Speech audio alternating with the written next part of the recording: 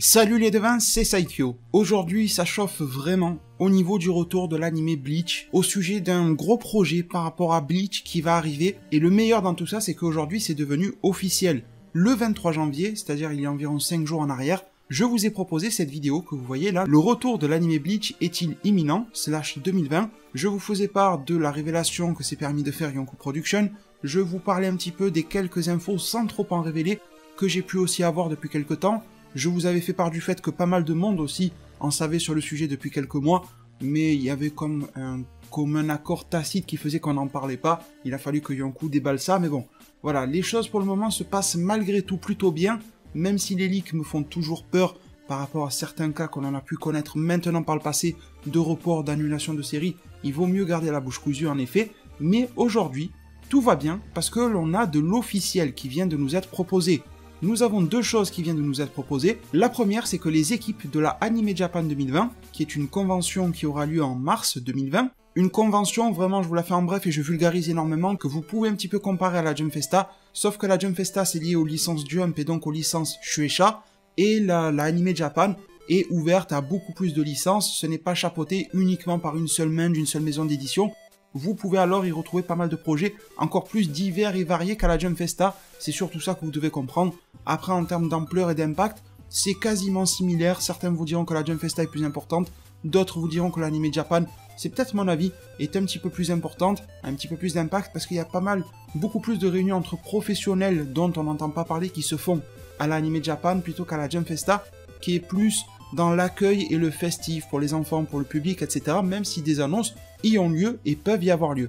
Bref, vous avez compris, ça arrive en mars 2020, c'est la prochaine grosse étape en termes de convention au Japon animé manga. Il y a eu pas mal de choses qui se présentent, comme ils sont en train de teaser pour la nouvelle saison de l'Attaque des Titans, je crois aussi pour du Fate Grand Order, etc. Beaucoup de choses. Parmi celles-ci, celle qui m'intéresse par-dessus tout, Bleach. Ils ont annoncé aujourd'hui, lundi 27 janvier 2020, qu'il y aura un panel à la Anime Japan qui s'appellera, bon c'est écrit en anglais, je vous le dis en français, Bleach, projet du 20e anniversaire. Et ils nous disent qu'il y aura la présentation, la révélation en fait, du nouveau projet de l'auteur de Bleach, à savoir de Tite Kubo. Ils ne disent pas si le projet qui va être révélé est directement lié à Bleach. Est-ce que comme les rumeurs, les infos officieuses dont je vous ai fait part récemment, ça fait du lien avec Burn the Witch, ce qui est très probable, et Burn the Witch étant étroitement lié à Bleach, c'est toujours mieux que rien. Est-ce que c'est quelque chose de tout à fait nouveau? Est-ce que c'est le fameux live action numéro 2? C'est pas que j'aime pas le live action, mais bon, dans ce contexte-là, j'ai pas forcément envie d'en entendre parler. Est-ce que c'est un one-shot encore nouveau? Bon, en tout cas, le panel s'appelle bien Bleach 20e anniversaire projet. Voilà, ils ont pas dit nouveau projet de Tite Kubo, ça c'est limite le sous-titre, la petite définition du panel quoi. Donc vraiment, on est pile dedans. Autre chose qui est annoncée pour ce panel-là, c'est que les comédiens de doublage de Ichigo et de Kuchiki Byakuya seront présents durant ces panels-là. C'est quand même pas mal pour concrétiser le côté Bleach de la chose. Et peut-être que s'il y a un projet Burn the Witch, OAV, comme on a pu en parler, ils peuvent aussi dévoiler des acteurs et des comédiens de doublage pour cette série-là. Mais en tout cas, le fait que Ichigo et que Byakuya soient là, c'est plutôt rassurant. Et également, l'éditeur en chef du Weekly Shonen Jump sera là. Le manga Bleach était édité, prépublié dans le Weekly Shonen Jump. Ça aussi, c'est une excellente nouvelle si l'éditeur en chef est là. Et on nous dit que d'autres invités un petit peu plus secondaires à nos yeux, pas besoin de vous faire le détail, seront également présents. Autre chose, les devins par rapport à ça, au même moment, ils ont ouvert un site officiel pour Bleach, le 20e anniversaire projet et tout ça. Il n'y a pas grand chose sur le site officiel, mais c'est un site qui est relié en plus à la page du Shonen Jump. Donc là, même si on ne connaît pas la nature du projet qui va être révélé, on sait que ce projet va être révélé. Il a l'air de manière plus qu'évidente relié à Bleach, et quand on va sur le site officiel, dans la barre d'adresse, il y a aussi écrit dans l'URL Bleach 20e anniversaire shonenjump.com.